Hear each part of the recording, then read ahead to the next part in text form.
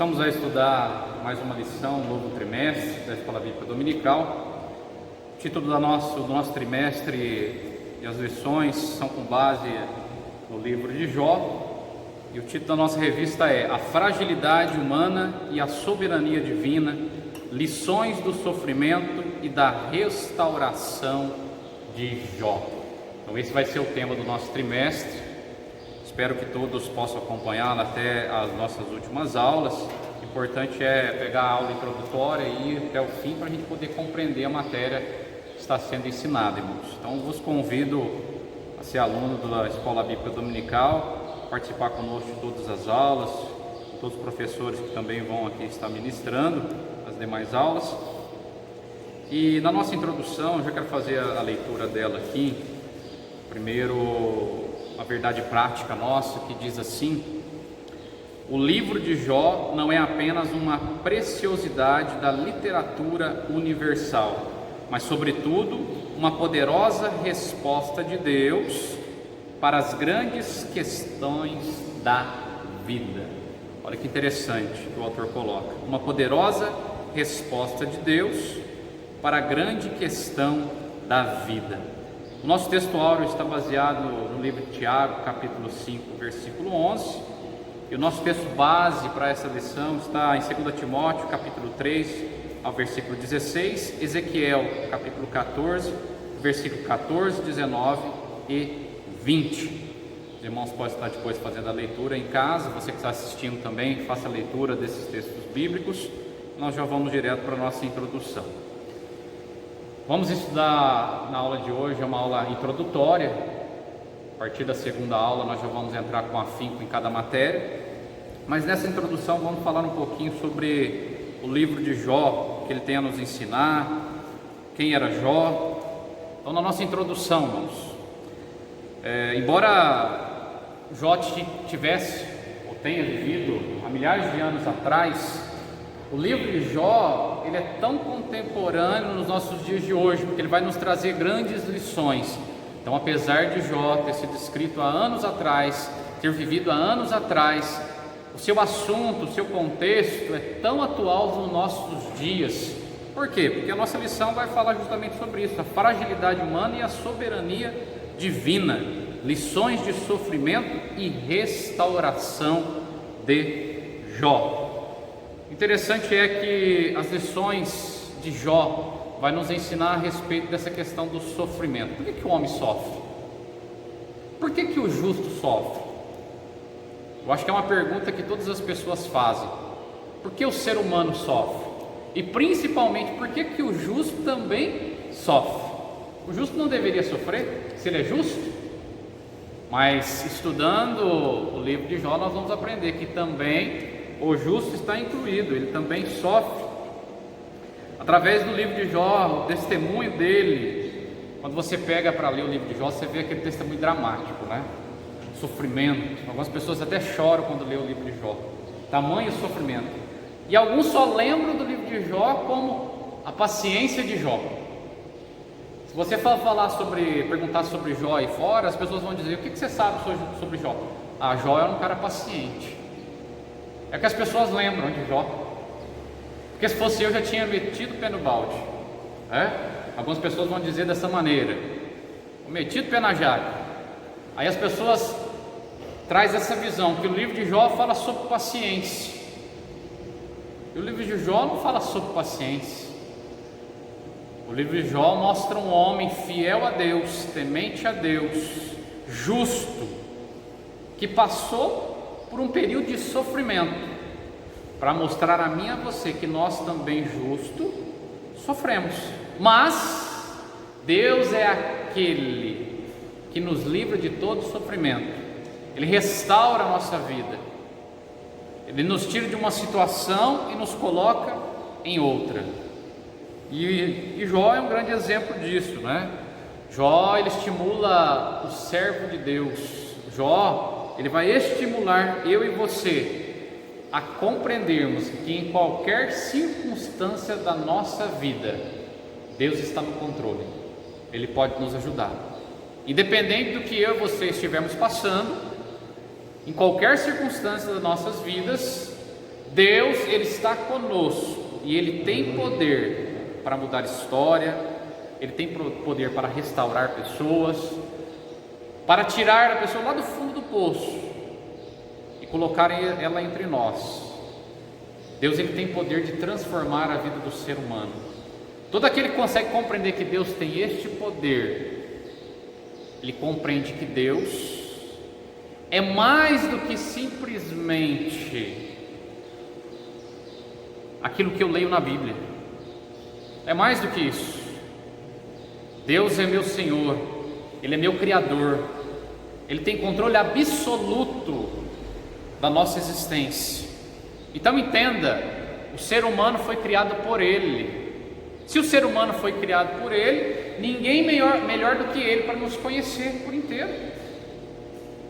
Então não tem circunstância que eu e você possamos nos encontrar que Deus não tenha solução, desde que eu e você compreenda que Ele está no controle das nossas vidas. Nós podemos sair de qualquer situação pela vontade dEle. Por pior que seja, por mais sombria que seja, como foi a de Jó, nós temos que ter a certeza que Deus pode nos livrar. O livro de Jó, irmãos, é uma das literaturas mais lindas que nós podemos ler. Desde já faço menção a todos que estão participando dessa aula, você que está aí em casa também, faça a leitura do livro de Jó por inteiro, para você conseguir extrair as riquezas, as preciosidades que nós podemos aprender com a vida deste homem, com a vida desse servo de Deus, com esse esposo, com esse pai de família.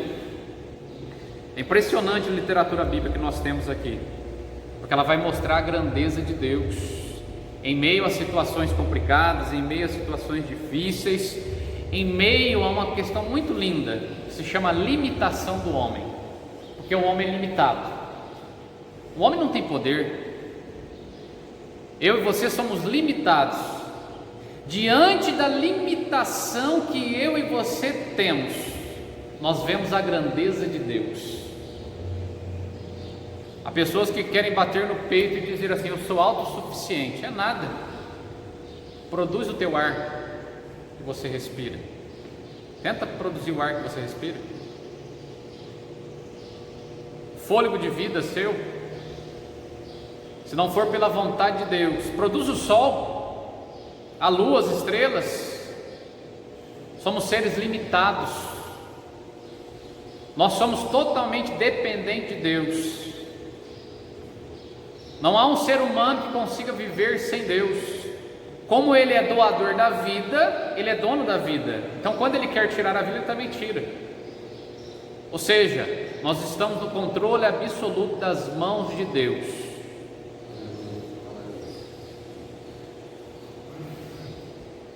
O objetivo da aula é compreender que este livro santo, a respeito do sofrimento do justo, e a resposta dele diante do sofrimento.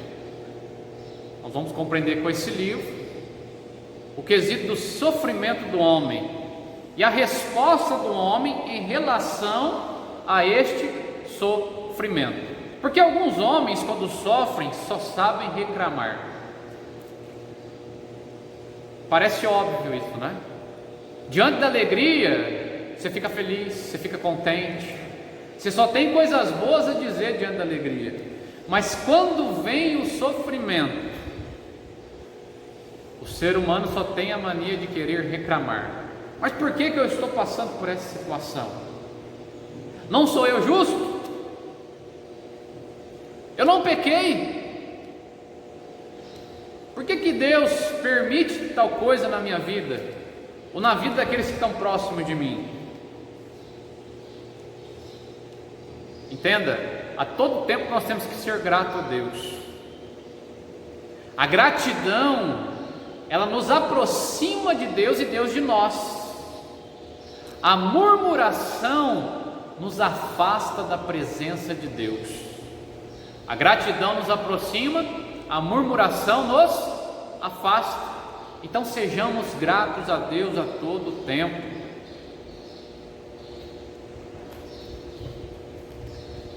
A autoria local, data do livro de Jó. Então vamos falar um pouquinho sobre a autoria, local e a data do livro de Jó. É uma aula bem introdutória, então nós temos que falar a respeito disso. Autoria. Apesar, irmãos, do livro levar o nome de Jó, nenhuma fonte nos diz que foi Jó que escreveu. Apesar de ter o título seu nome,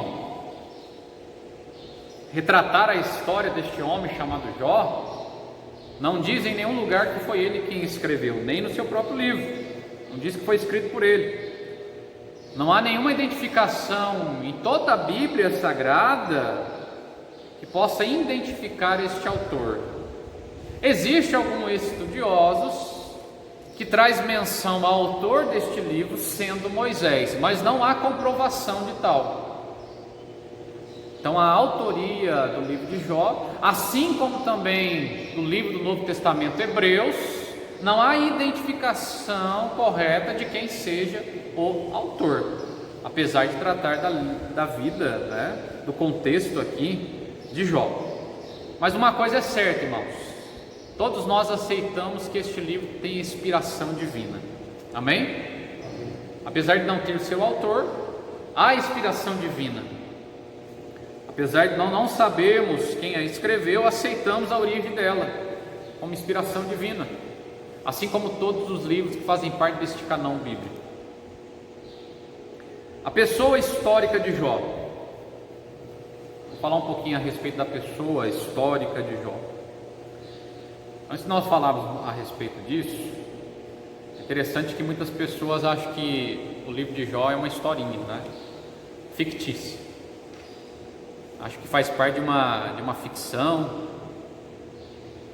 para trazer um ensinamento religioso às pessoas, mas não, a historinha de Jó não é apenas uma historinha, é um fato real, verídico, e a própria Bíblia vai nos ensinar a respeito disso.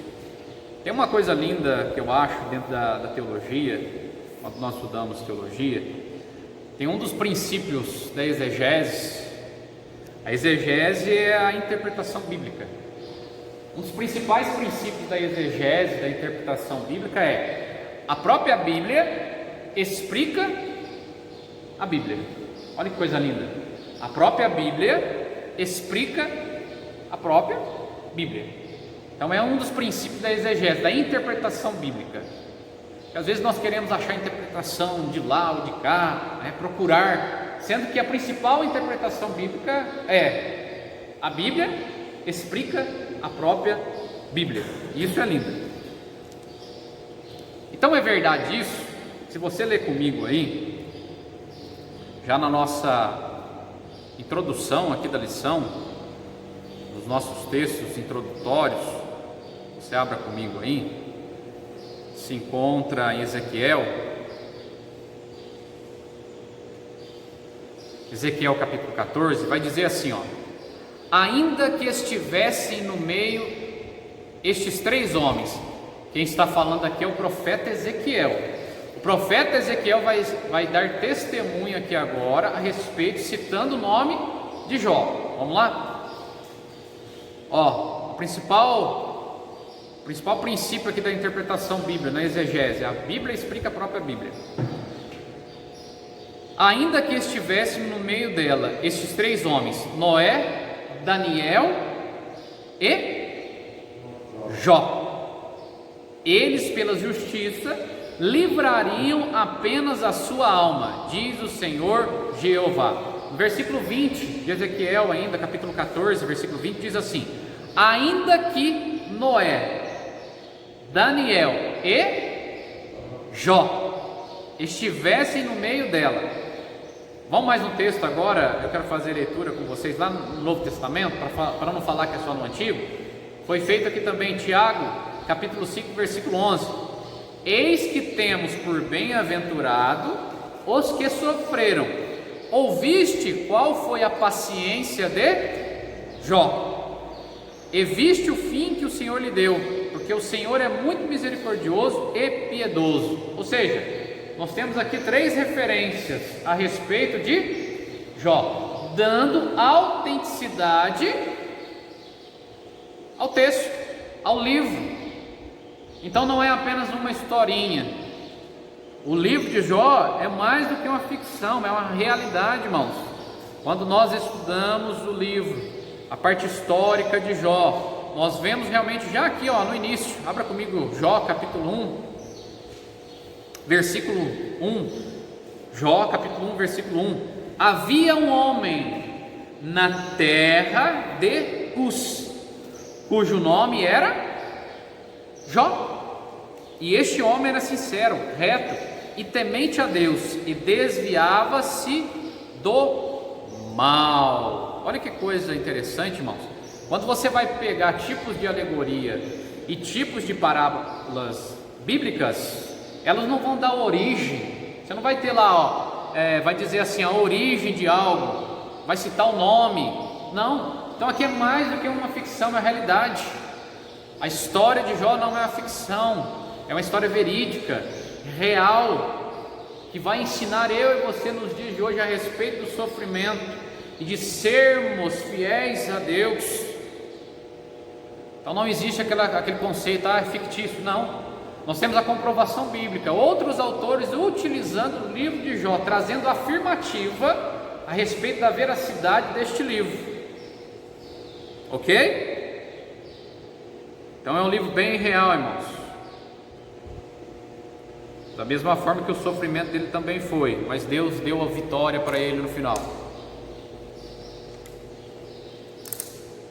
Outra coisa, autoria, a pessoa histórica de Jó, a terra de Jó. Então diz aqui que Jó era de onde? Da cidade de Uz. Jó era da terra de Uz, Jó capítulo 1, versículo 1. O fato é que a localização correta da cidade de Uz, nós não podemos afirmar corretamente aonde ficava essa localização. Haja visto que quando nós estudamos as cidades aqui do Antigo Testamento, existiam alguns nomes que tinham vários significados, ou o mesmo nome era comum em diferentes lugares, ok? Mas, irmãos, segundo alguns estudiosos, então nós estamos trazendo aqui conhecimento de alguns estudiosos, a possibilidade mais aceita da localidade da cidade de Uz, que ela se localizava entre a fronteira de Edom e o deserto da Arábia. Para que eu preciso saber disso? É para nós podermos nos localizar dentro do texto bíblico e nos localizar na região em que acontece a história de Jó. Ok? Então, se você analisar dessa maneira, nós vamos conseguir compreender alguma coisa aqui. Os estudiosos chegam num determinado entendimento que a melhor localidade da cidade de Uz, a qual se refere aqui em Jó, é que ficava entre a fronteira de Edom e o deserto da Arábia. Com isso nós entendemos o quê? Que todo o contexto histórico de Jó mais acontece na Arábia do que na própria Judéia, ou seja, na localidade próxima a Jerusalém. Ou seja, o contexto histórico dele é arábico e não judaico.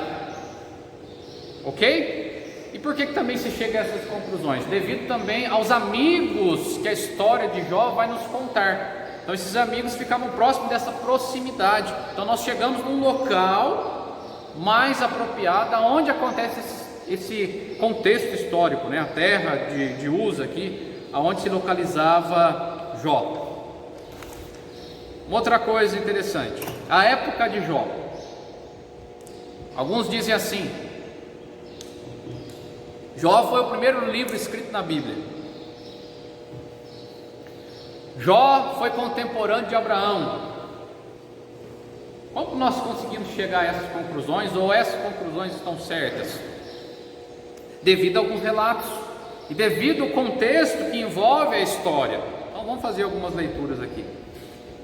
É amplamente aceito que Jó viveu antes do nascimento de Abraão. Mas por que vai dizer que Jó viveu antes do nascimento de Abraão? Quando você começa a ler o registro aqui de Jó, você não vai conseguir entender exatamente, mas pelo contexto geral você vai chegar a algumas conclusões.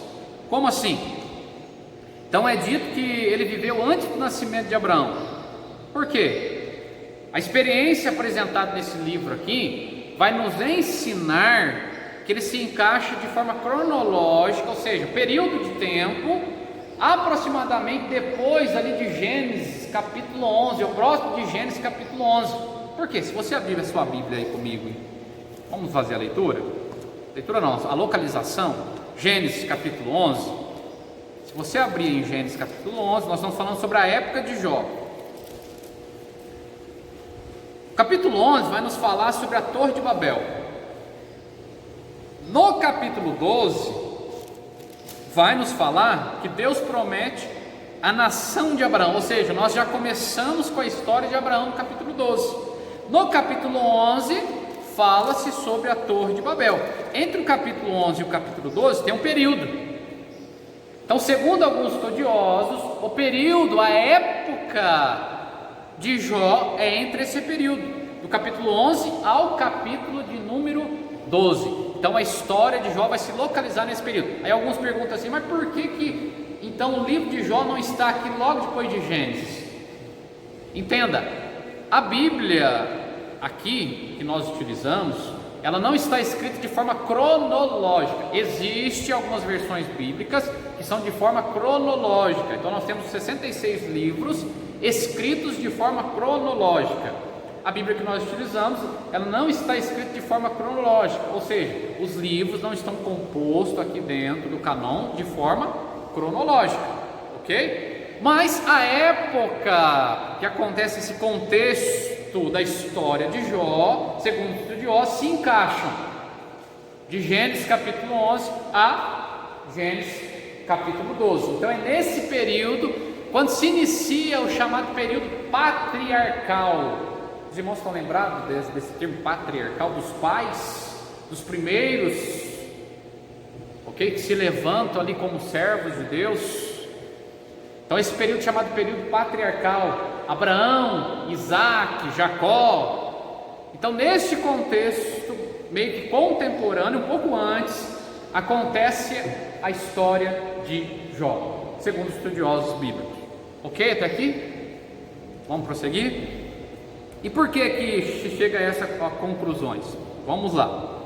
Primeiro, o livro não apresenta provas concretas que ele fosse judeu. Em nenhum momento, se você vai ler o livro de Jó, vai dizer assim, ó, Jó era judeu. Não vai ter. Quando nós começamos a estudar o período patriarcal aqui, com Abraão, Isaac e Jacó, nós vamos ver que pela primeira vez o povo de Deus ele vai ser chamado de hebreu, não é isso? Porque nós sabemos que o povo de Deus ele foi chamado de hebreu, israelita e judeu. É o mesmo povo, não são três povos diferentes. Isso que eu quero deixar bem claro. Alguns no curso teológico que já estudaram aqui já aprenderam sobre isso. Quando a Bíblia fala sobre hebreu,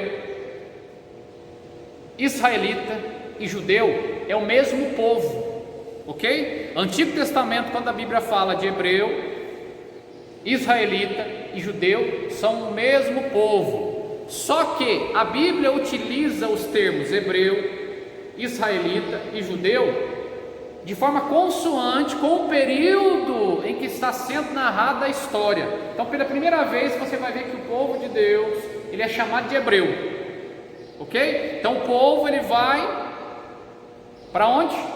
Para o Egito, não é isso? Primeiro lá com José. José é chamado de hebreu, não é isso? José é chamado de hebreu. Quando a família de José vai para o Egito também, começa a se formar uma grande nação. A partir daquele momento, com a saída deles do Egito agora, rumo à terra de Canaã, o povo agora passa a ser chamado povo de Israel. Você vai ver pela leitura bíblica. Quando a nação de Israel agora conquista Canaã, é dividido as terras, as tribos. A partir desse momento da divisão das terras das tribos, agora nós temos ali o reinado do rei Saul, o reinado de Davi, depois nós temos o reinado de Salomão, 120 anos de reinado unificado. Os irmãos que já estudaram conosco o curso teológico vão lembrar dessa matéria. 120 anos de reinado unificado. Com Salomão o reino é dividido entre tribo do norte e tribo do sul. Aproximadamente a partir deste momento daí para frente, você vai ver que a Bíblia começa a retratar o povo de Deus como povo judeu, a tribo do sul, Jerusalém, Judá. Então veja, esses três povos são um povo só: hebreu, israelita e judeu, o mesmo povo. Ficou bem entendido aqui? Agora vamos voltar para a nossa matéria. Então aqui não faz menção que ele era judeu, ok? Não há menção do êxodo, ou seja, a saída do povo. No livro de Jó você não vai ver a saída do povo de Deus do Egito, fazendo agora o êxodo rumo a Canaã. Você não vai ver. Outra coisa aqui interessante, não tem a lei de Moisés aqui, você não vai ver a lei de Moisés, ou seja, então isso já nos dá indício que Jó não é do período de Moisés, não é do período de Êxodo, não é deste período, ou seja, é antecessor a esse período. Vamos lá, vamos continuar. Jó atuava, a Bíblia vai nos ensinar que Jó atuava como sacerdote da própria família. Abra comigo aí Jó capítulo 1, versículo 5. Olha o que está escrito em Jó capítulo 1, versículo 5. Diz assim: sucedia, pois, que tendo decorrido o turno de dias de seus banquetes, enviava Jó e os santificava, e se levantava de madrugada e oferecia holocausto segundo o número de todos eles, porque dizia Jó: porventura pecaram meus filhos e blasfemaram de Deus no seu coração. Assim o fazia Jó continuamente. Ou seja, Jó oferecia sacrifício a Deus. Jó era sacerdote do seu lar. Se ele era o próprio sacerdote do seu lar, ele não viveu também no período dos sacerdotes, ou seja, que foram constituídos na lei mosaica, sacerdote, sumo sacerdote, ali com Arão e toda a sua família. Ou seja, o livro também é antecessor a isso. Outra coisa, e isso também era uma prática, uma outra coisa interessante: ser sacerdote do lar era uma prática no período patriarcal. Abraão era sacerdote do seu lar, Isaac era sacerdote do seu lar, Jacó era o sacerdote do seu lar. Depois, com a lei mosaica, que nós temos o ofício sacerdotal dado por Deus a Arão e a seus filhos, ali aos levitas também, ok? Compreendido? Terceiro, as filhas, nesse período da história, tudo isso que eu estou dizendo, você vai ter que ler todo o contexto de Jó para chegar a essa conclusão aqui, ok? As filhas eram cordeiras juntamente com seus irmãos. Se você analisar a lei mosaica, quem que era herdeiro na lei mosaica? Os homens, os filhos homens. As filhas não tinham direito, sabia disso? Apenas os homens tinham direito pela lei mosaica, as filhas não. Só que aqui no texto vai dizer para nós, Jó capítulo 42, Jó 42, versículo 15, Jó 42, 15, vai dizer assim: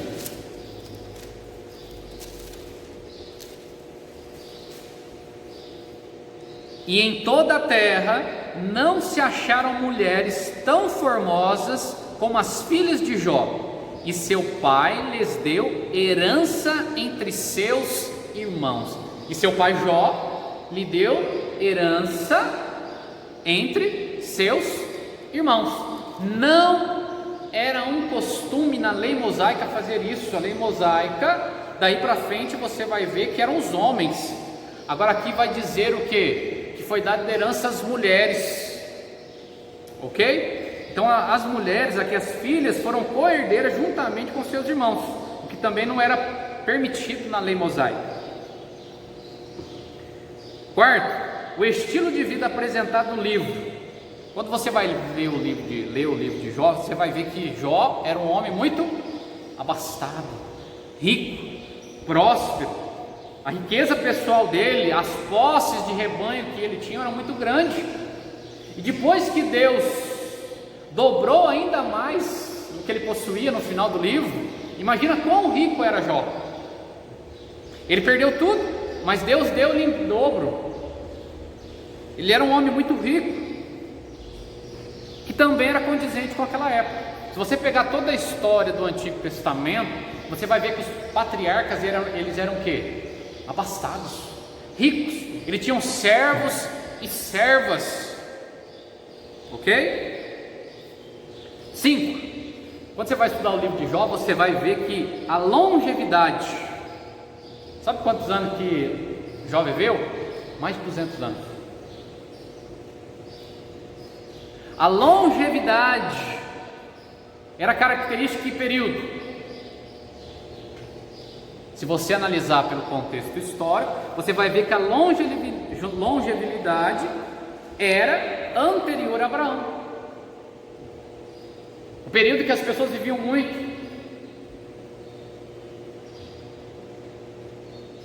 Devido ao pecado da humanidade, você vai ver ali que o período de Deus, ele foi o quê? Reduzindo a longevidade das pessoas. Tamanho é o pecado da humanidade. Aí você vai ver uns atingindo até 120. Daí para frente de Abraão você vai ver isso, mas não mais que isso. Então, como a Bíblia vai nos ensinar que Jó viveu aproximadamente essa faixa etária de 200 e poucos anos, você vai ver que o contexto bíblico é antecessor aqui, imediato a quem? Abraão. E aí você vai ver também na leitura do texto os tipos de instrumentos musicais que aqui apresenta, fala do dinheiro. Tudo isso levou os estudiosos, irmãos, a relacionar Jó a essas partes mais antigas da cronologia bíblica. Então, quando nós vamos estudar sobre a época de Jó, leva-se em consideração todas essas coisas que nós estamos aqui dizendo para os irmãos. Isso aqui faz parte da aula introdutória da nossa lição. Então, falando sobre a autoria do livro, a pessoa histórica de Jó, a terra onde Jó viveu, a época de Jó, tudo isso faz parte da aula introdutória. Compreendido? Está aqui, irmãos? Ok? Agora vamos entrar numa segunda parte aqui da nossa aula introdutória. A estrutura literária do livro de Jó. Vamos falar um pouquinho sobre a estrutura literária do livro de Jó. O primeiro tópico nosso aqui fala a respeito de prosa e poesia. É uma estrutura literária, prosa e poesia. Quando você começa a ler o livro de Jó, logo aí a partir do seu capítulo de número 3, capítulo número 4 a seguir, você vai analisar, você vai encontrar poesias, prosas, poesias. Por quê, irmãos? Porque o livro de Jó é um dos livros chamados sapienses, eu vou explicar aqui, e também poéticos. Então o livro de Jó é considerado um livro poético, assim como o livro de Salmo, assim como o livro de Provérbios, assim como o livro de Cantares, assim como o livro de Eclesiastes, que fazem parte dos livros chamados livros poéticos. O livro de Jó também é considerado um livro poético, mas antes de ser um livro poético, ele é considerado um livro sapiense. A palavra sapiência significa de sabedoria, porque quando você lê o livro de Jó, você vai extrair dele grandes sabedorias, inclusive, principalmente nos nossos dias de hoje, porque o livro de Jó é tão atual naquele tempo quanto nos nossos dias presentes, contemporâneos. Então, por ser chamado de livro sapiência, livro de sabedoria, ele retrata assuntos. Olha que interessante, o livro de Jó ele vai retratar assuntos chamados de assuntos universais da humanidade. Que tipo de assunto universal?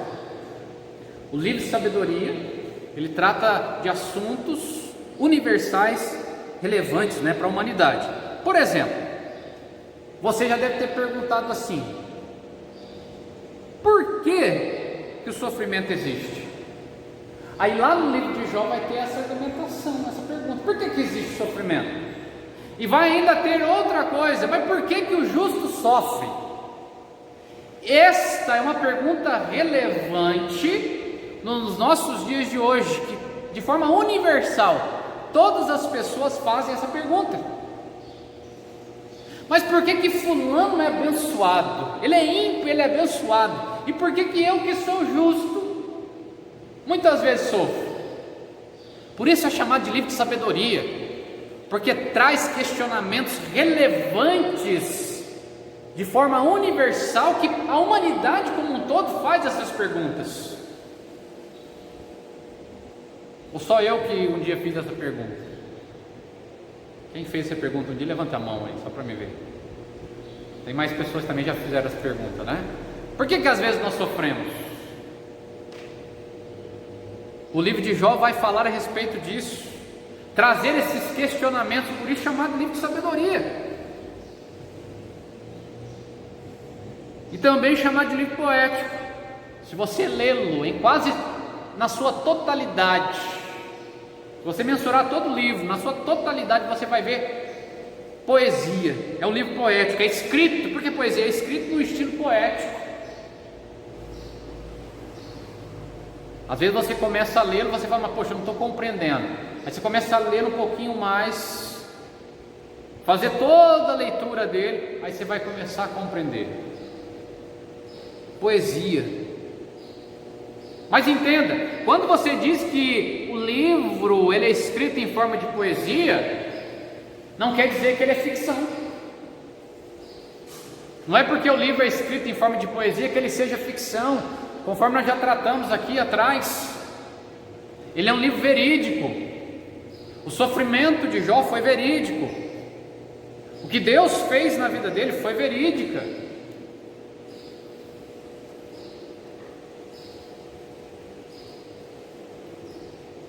A organização, então nós já aprendemos que é escrito em forma de poesia, é também um livro de sabedoria. A organização desse livro, ainda na introdução, o livro de Jó está dividido em algumas partes, e no decorrer de todas as matérias que nós vamos estar estudando, em todas as aulas, nós vamos estar falando um pouco a respeito disso, mas nessa introdução, já antecipando, a organização, prólogo. O que é o prólogo? É a parte de abertura do livro. Quando você lê os primeiros capítulos, capítulo 1, o capítulo 2 do livro aqui de Jó, você vai ver o diálogo entre Deus e o diabo. É a abertura do livro, esse diálogo entre Deus e o diabo. E aí você também vai ver o sofrimento que sobreveio sobre a vida de Jó, a perda dos filhos, tudo isso no capítulo 1, no capítulo 2 do livro de Jó. Essa é a abertura, chamada de prólogo. Aí depois você tem a parte da organização do livro de Jó, também a parte do corpo. O corpo aqui você tem o monólogo de Jó. O que é o monólogo? O monólogo é quando a pessoa está falando sozinha, somente ela, conversando sozinha. Quando você vai assistir uma peça teatral, um monólogo de fulano, um monólogo disso, ou seja, é porque geralmente tem uma única pessoa que está ali falando sozinho, ou ela mesma faz vários personagens, a mesma pessoa.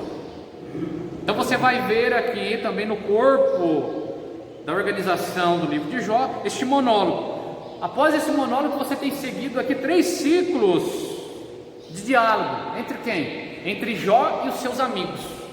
Vamos estar estudando com calma isso aqui, irmãos, mas nós estamos vendo a parte organizacional do livro. Então você vai ver o monólogo de Jó, depois você vai ver Jó conversando com seus amigos, você vai ver aqui também o discurso do jovem Eliú. Você vai ver a parte da teofania, das declarações que o próprio Deus, né, ele faz a Jó. E aqui é interessante nessa parte da declaração da teofania do próprio Deus a Jó, com maior consequência das perguntas chamadas perguntas retóricas. O que são as chamadas perguntas retóricas? Quando você vai estudar o livro de Jó, você vai ver a parte que Deus, ele está falando com Jó.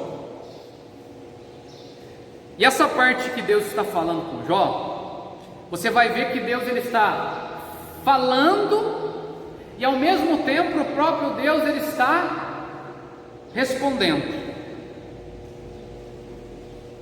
São perguntas que são para um homem pensar. Ou seja, a pergunta ela é feita, mas nem sempre se tem uma resposta. São perguntas para reflexão, são perguntas para questionamentos. Ou seja, Deus fala com Jó, e nem sempre Deus dá a resposta disso que ele fala com Jó, mas Jó reflete, ele para pensar. Você já leu um texto bíblico assim que é uma pergunta, exclamando alguma coisa ou perguntando alguma coisa, mas não tem assim a resposta é a tua reflexão a respeito daquilo, que vai trazer uma mudança na tua vida? No livro de Jó nós temos muito isso, chamado aqui de retórica. Acontece cerca de 70 vezes, aonde Deus, ele fala com Jó, trazendo a Jó essas argumentações, esses questionamentos, falando a respeito de algo, mas nem sempre dando essa resposta, deixando Jó refletir. Ô Jó, eu criei todas as coisas, eu criei os animais, eu fiz tudo isso, para quê? Para que Jó pudesse refletir sobre aquilo que Deus estava falando, pensar a respeito disso. Muitas vezes a gente quer resposta pronta, o ser humano é muito disso, né? Ele faz uma pergunta, ele quer resposta pronta, ele não quer parar para pensar, ele não quer parar para refletir. Interessante que quando nós paramos para refletir ou para pensar, causa em nós um questionamento. Este questionamento muitas vezes traz-nos mudança, porque quando nós temos as respostas prontas, nós não nos preocupamos. Quando Deus, ele fala a Jó, ele faz com que Jó pare para pensar quem é Deus. Quem é que estava falando com ele? Deus faz com que Jó compreenda que a situação que Jó estava passando não era nada perto do que Deus era, ou do que Deus poderia fazer. Deus estava mostrando para Jó que quem o fez foi Ele, quem fez os animais quem Ele, quem criou o planeta Terra, quem formou o planeta Terra foi Ele. Ou seja, todo o controle da criação estava nas mãos de Deus. Então, com esta conversa de Deus com Jó, Jó começou a refletir sobre o que Deus estava falando a ele. E lá no final nós vamos compreender uma coisa muito interessante a respeito disso. E aí no fim do corpo organizacional você tem aqui a chamada epílogo, né? A parte final do livro. Aqui nessa parte final do livro nós temos a restauração de Jó, a prosperidade dele é dobrada, aquilo que Deus lhe concedeu, já está lá no capítulo 42. Então nós temos a parte organizacional, né? Prólogo, corpo e epílogo. Aí nós temos agora a parte 3 aqui, que é a abundância de figuras de linguagem. Quando você vai ler o livro de Jó, algumas pessoas dizem que se sentem um pouco perdidas, porque tem muita alegoria, muita figura de linguagem. Quando você vai estudar o curso teológico, nós falamos muito a respeito também dessa questão de figuras de linguagem. Irmão, figura de linguagem nada mais é que uma forma de expressão, de uma maneira diferente, para se chegar a um resultado, para levar o indivíduo a um entendimento. Então as figuras de linguagem são recursos usados nas mensagens, nos textos, para dar ênfase a um determinado assunto que você quer fazer a pessoa entender, ou aquele que está ouvindo. Então você se expressa para chamar a atenção, para trazer o sentido daquilo que está sendo dito. Então você vai encontrar muitas figuras de linguagem, muitas alegorias aqui no livro de Jó. É apenas uma introdução, depois nós vamos falar a respeito de forma mais profunda das demais lições que nós vamos estar vendo, tá? Terceiro ponto aqui que nós temos também, na parte introdutória ainda do livro de Jó, é a natureza e a mensagem do livro. Então, natureza e a mensagem do livro. E o primeiro ponto que nós temos aqui a tratar com os irmãos se diz respeito assim, ó. A pergunta é: por que os justos sofrem? Poderia perguntar nessa manhã aqui para alguns irmãos: por que os justos sofrem? Irmão, é uma pergunta feita, não é algo novo, é uma pergunta que muitas pessoas já fizeram, continuam fazendo e vão fazer. Quando nós falamos sobre a questão da justiça de Deus diante do sofrimento humano, Deus não está nem aí para o sofrimento do homem e da mulher. Não, irmãos, eu falei, Deus está no controle de todas as coisas. Em meio ao sofrimento, Ele tem cuidado da minha vida e da tua. Deus não é um Deus à mercê, que fica à mercê daquilo que Ele criou. Não, Deus acompanha, Deus está presente. Deus não fez o mundo em 6 dias, no 7º descansou e agora homem, tchau e benção. Não, irmãos, a palavra lá em Gênesis que diz que Deus descansou no 7º dia, significa que Ele deixou de criar, mas Ele continua sustentando a sua obra criadora. Você entendeu isso? O descanso de Deus no 7º dia, não é que Ele ficou à mercê de tudo que Ele fez, é que Ele deixou de criar, mas Ele continua dando sustentação a tudo que Ele criou e formou. E a história de Jó é tão linda que ela vai refutar. Olha o que a história de Jó vai refutar. Uma falsa tese que tem por aí, irmãos, que o sofrimento é resultado, é uma retribuição divina por causa do pecado cometido. Vamos entender isso? A história de Jó vai ensinar a mim e a você, e vai refutar essa falsa tese, que a retribuição, que o sofrimento é a retribuição divina por um pecado pessoal cometido. Fala para mim que pecado que Jó cometeu. Alguém pode dizer que pecado que Jó cometeu? Eu li aqui em Jó, do 1 ao 42, não consegui encontrar que pecado que Jó cometeu. Conseguiu encontrar uma vez o pecado que ele cometeu? Se você em casa conseguiu achar o pecado que Jó cometeu, por favor, compartilhe conosco também. Então, o livro de Jó vai mostrar a mim e a você essa falsa tese,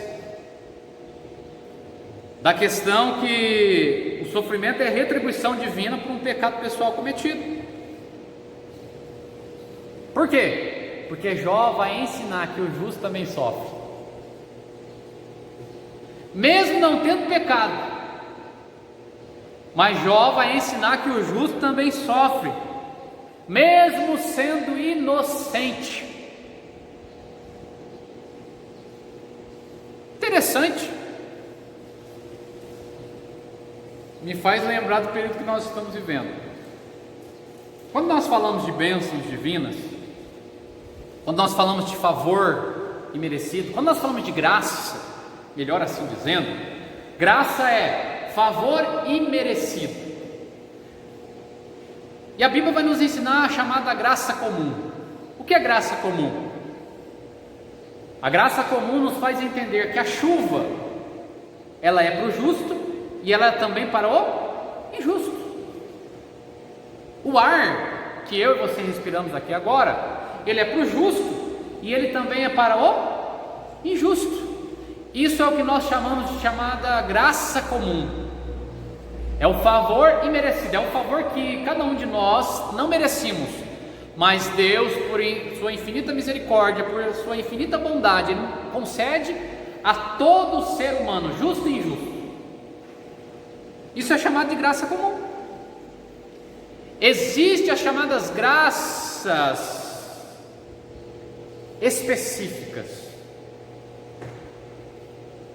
E existe o que a Bíblia nos diz chamada de graças para os salvos, ou seja, para aqueles que reconhecem Cristo Jesus como seu Senhor e Salvador. E uma dessa graça específica é chamada graça da salvação. A graça da salvação, ela é para todos, porém só serão salvos aqueles que verdadeiramente reconhecerem Cristo Jesus como seu Senhor e seu Salvador. Então não se encaixa numa graça comum, mas ela é uma graça reservada aos que creem. Apesar da salvação ser distribuída a toda a humanidade, somente quem responde positivamente a esse chamado será salvo. Dentre esse fator, quando nós falamos de sofrimento, aí você diz assim: o ímpio sofre, o justo sofre, o justo também sofre. Como assim? Sim. Vamos lá. Alguém aqui pediu para ter Covid? Alguém aqui pediu por essa pandemia? Agora eu vou fazer uma outra pergunta. Quantos justos morreram acometidos dessa enfermidade? Não tenho números, não tenho estatísticas, porém eu tenho toda a certeza que muitos justos morreram acometidos dessa enfermidade, sofreram com essa enfermidade. E aí eu pergunto: mas espera aí, então quer dizer que o justo também sofre? Sim. Ou seja, da mesma maneira que quando Deus derrama a bênção comum para todas as pessoas, aquilo que nós chamamos de sofrimento terreno também pode acometer os justos. Só que há uma diferenciação. Isso eu acho lindo. O justo pode sofrer e até chegar a morrer, o seu corpo físico.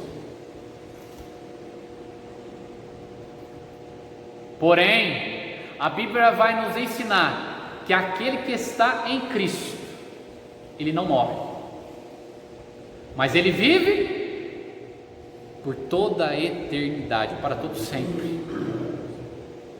Isso está escrito em Ezequiel, né? Quando eles proclamaram a morte perdida. Exato.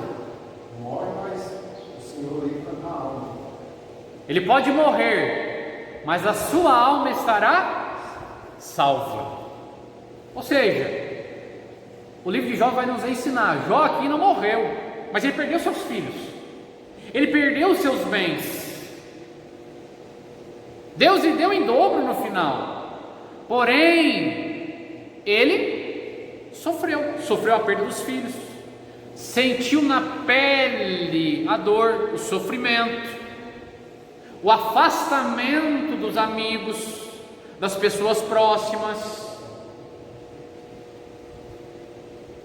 Então, quando nós formos estudar afinco nas demais matérias a respeito disso, nós vamos falar de forma mais clara por que os justos sofrem. Não é porque é justo que não sofre, mesmo sendo inocente, irmãos, nós sofremos. Mas entenda, o justo sofre, mas Deus está com ele. Ou seja, mesmo em meio à adversidade e ao sofrimento, Deus está presente comigo e com você. Ele nos dá vitória em meio ao sofrimento. Por quê? Podemos perder a nossa saúde, podemos perder os nossos bens, mas o nosso espírito, a nossa alma está firmada em Deus. Aquilo que verdadeiramente nós somos está firmado em Deus. Porque esse corpo físico, entenda, esse corpo físico, essa matéria visível que eu e você conseguimos com os nossos olhos enxergar, ela existe para dar expressão a quem eu e você somos. Porque o que rege este corpo físico é o quê? É a nossa alma, é o nosso espírito. A alma governa sobre o nosso corpo. O corpo existe para dar expressões, o sentido, o tato, a visão, o olfato, a audição. Mas o que faz a ligação com Deus é a nossa alma e o nosso espírito. E neste ponto o inimigo não pode nos tocar.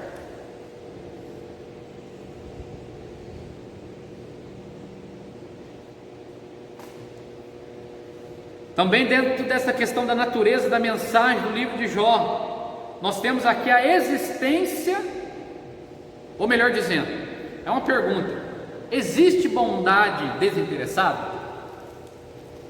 É uma pergunta.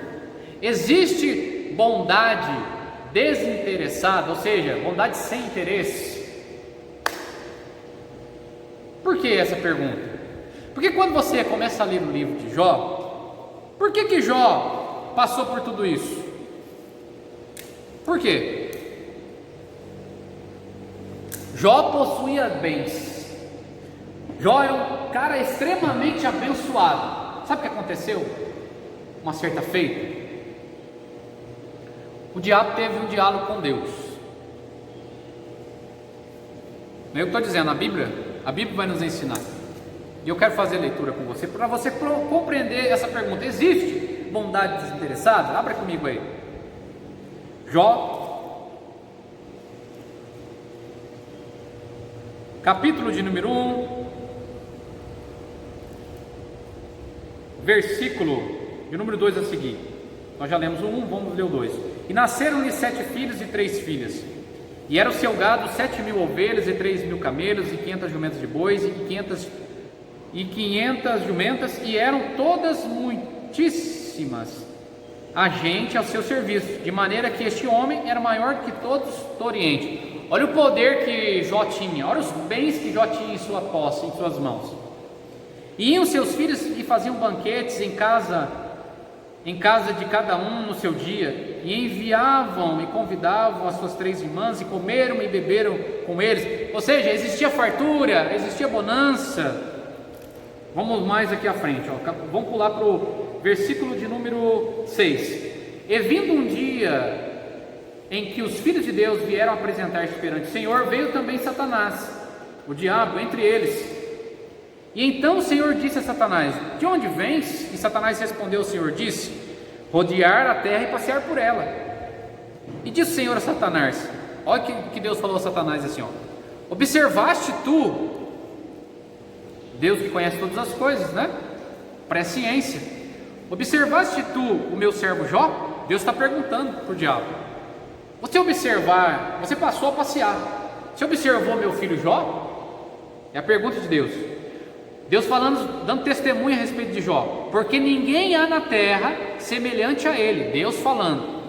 Homem sincero, reto, temente, que se desvia do mal. Quando Deus disse isso a Satanás, olha o que Satanás respondeu ao Senhor: porventura teme Jó a Deus debalde? Porventura não cercaste tu a ele de bens, e a sua casa, e tudo quanto tem ele? O diabo está dizendo para Deus: porventura, Deus, se o Senhor não desse posse para ele, criações, prosperidade, porventura não fizer todas essas coisas, aumentando seu gado na terra? Aí o diabo disse: mas estende a tua mão e toca em tudo quanto tem. Olha o diabo dizendo para Deus: estende as tuas mãos sobre ele e toca em tudo quanto ele tem, e verás se não blasfema de ti na tua face. O diabo dizendo a Deus: toca nele, tira tudo que ele tem, você vai ver, Deus, que ele vai blasfemar contra ti. O que o diabo estava dizendo aqui, irmãos? Deus, A bondade, a sinceridade, a retidão que você vê na vida de Jó é porque você deu-lhes bens, é porque você deu posse, você prosperou ele de tal forma, por isso ele é sincero, por isso ele é bondoso, por isso ele age com retidão. Mas toca nele, tira tudo disso dele, você vai ver que ele vai blasfemar contra você. Era o que o diabo estava dizendo para Deus. Rapaz, eu queria estar nesse diálogo lá, viu? Sabe por que eu queria estar? Porque eu queria ver depois no final com que cara que o diabo ficou. Você vai entender por quê. Pergunta é: existe bondade desinteressada? Aí Deus disse assim, ó, vamos lá. E disse o Senhor a Satanás: eis que tudo quanto tem está na tua mão, somente contra ele não estendas a tua mão. E Satanás saiu da presença do Senhor. Olha o que Deus disse para o diabo, disse para Satanás: eis que tudo quanto tem está na tua mão.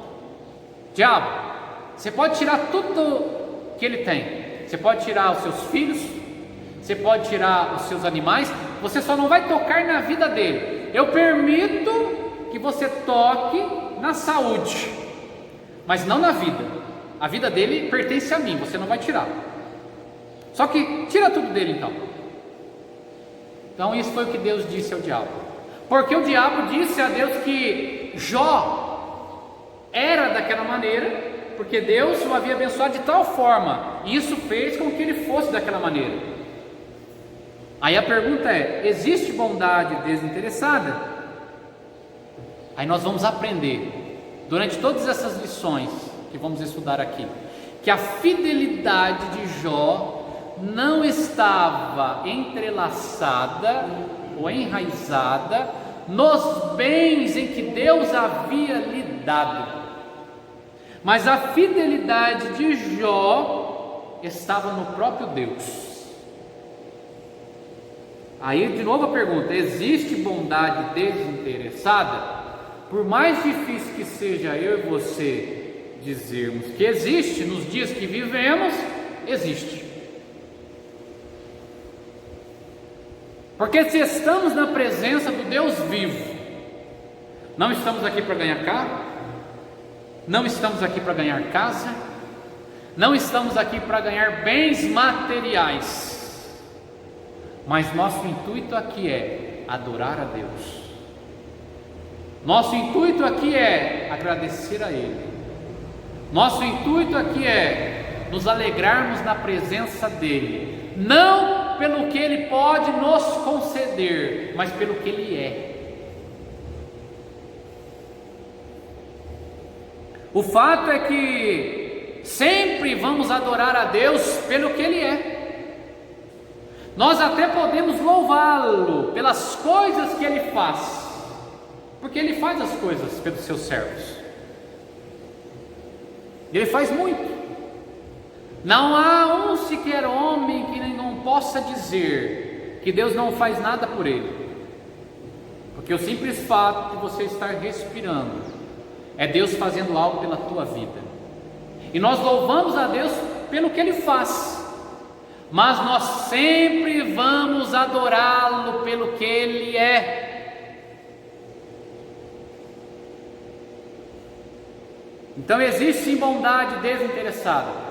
Por mais que possamos encontrar pessoas que querem somente as bênçãos, mas não querem o doador da bênção, assim como existia na época de Cristo, existia dois tipos de grupos de pessoas que seguiam a Cristo: os que estavam verdadeiramente ali para adorá-lo, e os que estavam ali verdadeiramente somente atrás da bênção. Eram os dois tipos de pessoas que ali estavam, os dois grupos de pessoas. Tínhamos um grupo de pessoas que somente estavam ali para alimentar a fome material, ou seja, o pão. Aqueles que estavam ali participando da multiplicação dos pães, estavam ali para alimentar do pão físico. mas também tinham aqueles que estavam ali para receber o pão espiritual que Cristo estava entregando. E é o que acontece nos nossos dias de hoje também. Mas sim, podemos dizer, existe bondade desinteressada. Jó é um grande exemplo de fidelidade a Deus. Ele poderia ter blasfemado contra Deus e pedido a morte, mas mesmo perdendo seus filhos, mesmo perdendo seus bens,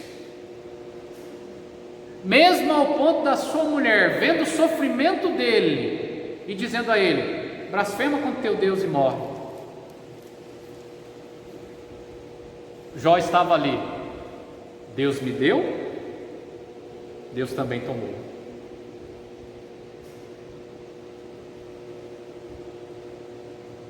Ou seja, Jó confiava em Deus.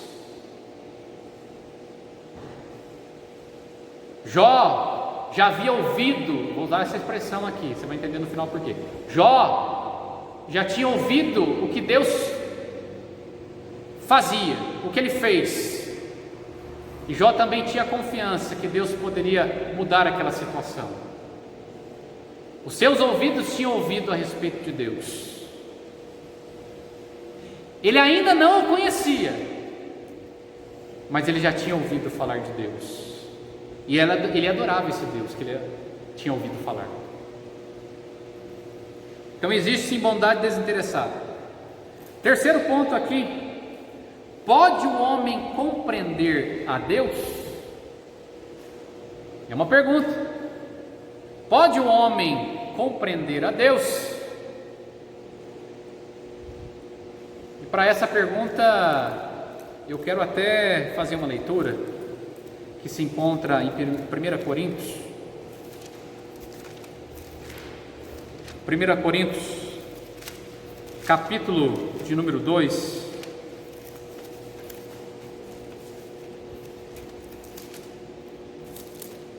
Coríntios, capítulo número 2, versículo de número 14, que diz assim, 1 Coríntios, capítulo 2, versículo 14: o homem natural não compreende as coisas do Espírito de Deus, porque lhe parecem loucura, e não pode entendê-las, porque elas se discernem espiritualmente. Aí a pergunta é: pode o homem compreender a Deus? O homem natural não, mas o homem espiritual sim. O homem natural não consegue compreender a Deus, porque a sua visão sempre vai ser uma visão carnal, terrena. Mas aquele que anda em espírito, ele compreende a Deus. Aquele que anda em espírito, ele tem com Deus intimidade, relacionamento. Então o homem que anda com Deus é o homem espiritual, que compreende as coisas do Espírito, que compreende as coisas que são de Deus. Porém o homem natural, ou seja, o homem não salvo, o homem que não entregou a sua vida a Cristo, ele não consegue compreender. Por isso a palavra para ele é loucura. Por isso ele não consegue compreender. Da mesma maneira que as parábolas de Cristo,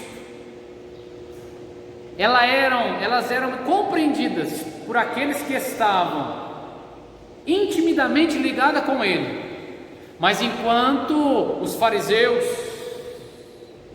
enquanto os escribas, para eles aquelas palavras não eram compreendidas, pareciam loucuras. Por isso Cristo falava em parábolas, porque somente aqueles que estavam intimidamente ligados a Ele conseguiam compreender pelo Espírito o que Ele estava a ensinar. Da mesma maneira que nos dias de hoje, eu e você precisamos do auxílio do Espírito Santo para compreender aquilo que Deus quer nos falar. Quando o Espírito Santo ele toca o coração, a alma de alguém, E a Bíblia vai dizer a mim e a você que a palavra de Deus é como espada de 2 gumes, que penetra e faz divisão entre alma e espírito. Chega numa profundidade aonde eu e você não conseguimos encontrar ou chegar. Mas a palavra de Deus, por intermédio do Espírito Santo, ela tem poder de fazer essa divisão entre alma e espírito. Porque Deus fala de tal forma em nosso coração que nós passamos a ser intimamente ligados com Ele.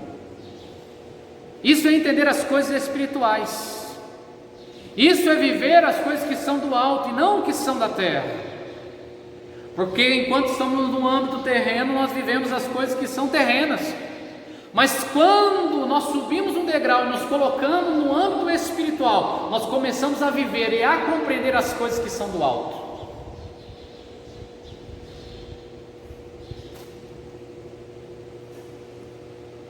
Uma coisa interessante que o livro de Jó vai nos ensinar: o quesito para Jó não foi tanto entender quem era Deus. Se você analisar a história, é essa. Quando Deus começa a se revelar para Jó, ali na conversa, a questão para ele não foi tanto entender a Deus, não foi a questão do entendimento, mas foi a questão da experiência. A questão aqui não é compreender, mas é experimentar. Por quê? Porque existem várias pessoas que já leram a Bíblia, de Gênesis a Apocalipse. Existem várias pessoas, se você perguntar para ela um texto bíblico, ela sabe de A a Z. Mas uma coisa é importante: não basta eu apenas ler, não basta apenas muitas vezes eu compreender tanto, mas a chave da questão é eu ter experiência com aquilo que eu estou lendo, eu ter intimidade. Ter experiência é ter intimidade, ter experiência é ter relacionamento. O que acontece aqui? Jó estava compreendendo quem era Deus. Jó apenas ouviu falar de Deus. Jó estava agora compreendendo quem era Deus. Mas dessa compreensão, Jó teve uma experiência ímpar com Deus. É como se o próprio Deus houvesse se revelado a ele, mostrando a ele a criação, lá no Jardim do Éden. Quando você vai ler o livro de Gênesis, você vai compreender o que eu estou dizendo. Jó, ele tem uma revelação de Deus, lá da criação, da obra criadora, lá do Jardim do Éden, e Deus veio trazendo a ele tudo isso, se revelando a ele. Jó teve uma experiência íntima com Deus. O próprio Deus vai se revelando a ele, desde a criação, mostrando a ele quão poderoso, quão grande, a sua soberania, o seu poder. Deus vai revelando-se a Jó, e Jó vai absorvendo, experimentando. Aqui nós temos o fator experimental. Se as pessoas apenas conhecerem a Cristo e não experimentarem este Cristo que eu e você pregamos, que eu e você ensinamos, ela nunca vai ter uma mudança de vida, porque não passou pela parte experimental, só passou pelo conhecimento. Importante isso que eu vou dizer para você, não está anotado aqui não. Isso é que Deus está trazendo agora no meu coração. Conhecimento, ele é bom, mas conhecimento sem aplicação, ou seja, sem o experimental, só é conhecimento. E muito conhecimento sem a parte experimental, só é conhecimento, não gera resultado. Conhecimento, ele só gera resultado quando ele é aplicado. Você pegou isso que eu estou dizendo? Guarde essa chave com você. Conhecimento, ele só gera resultado quando ele é experimentado. Jó estava tendo conhecimento e experimentando, ou seja, a parte experimental. Ele estava conhecendo a Deus verdadeiramente e experimentando dessa intimidade com Deus. Sabe o que é isso? Viver experiência com Deus nos transforma. Viver experiência com Deus nos faz compreender verdadeiramente o nosso propósito, a nossa missão. Dito isso, vamos lá para o final agora. Jó, capítulo de número 40.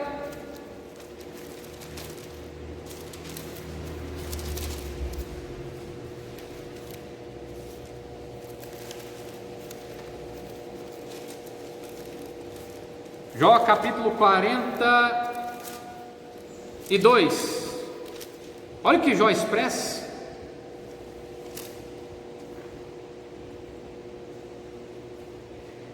Eu quero ler o capítulo 42, a partir do versículo 1, só para você compreender. Então respondeu Jó ao Senhor e disse: bem sei que tudo podes, em nenhum dos teus pensamentos pode ser impedido. Quem é aquele, dizes tu, que sem conhecimento cobre o conselho? Por isso falei do que não entendia, coisas que para mim eram maravilhosíssimas e que eu não compreendia. Escuta-me, pois, eu falarei, eu te perguntarei, e tu ensina-me. Com o ouvir dos meus ouvidos ouvi, mas agora te veem os meus olhos. O que Jó estava dizendo para Deus? Deus, a experiência que eu tinha com o Senhor era apenas de ouvir, mas agora eu saí da parte apenas do conhecimento do ouvir e entrei no âmbito experimental. Eu vi com meus olhos a Ti, eu experimentei de Ti, eu passei agora a ter a intimidade, o relacionamento que apenas de ouvir eu praticava, mas agora os meus olhos Te veem.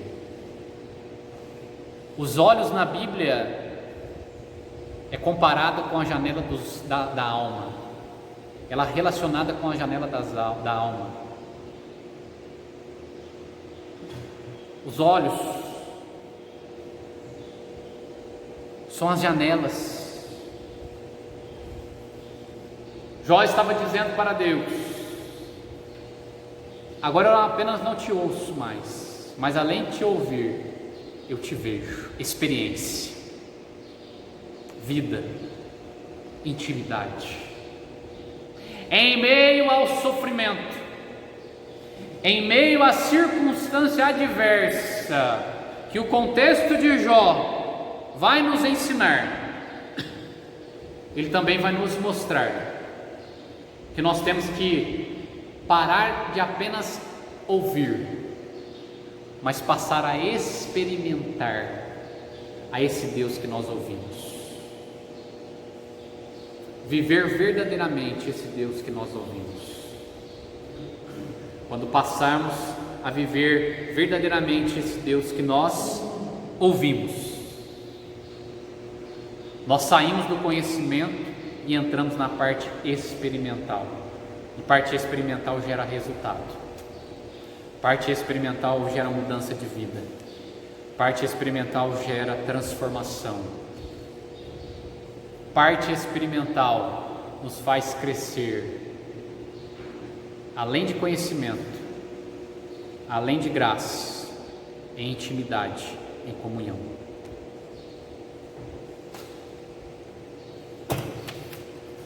Fragilidade humana e soberania divina. Lições do sofrimento. Quem diria que no sofrimento nós tiraríamos lições? E vamos ter 13 aulas aí para tirar grandes lições em meio ao sofrimento. E da restauração de Jó. Então, fragilidade humana. Irmãos, nós somos frágeis.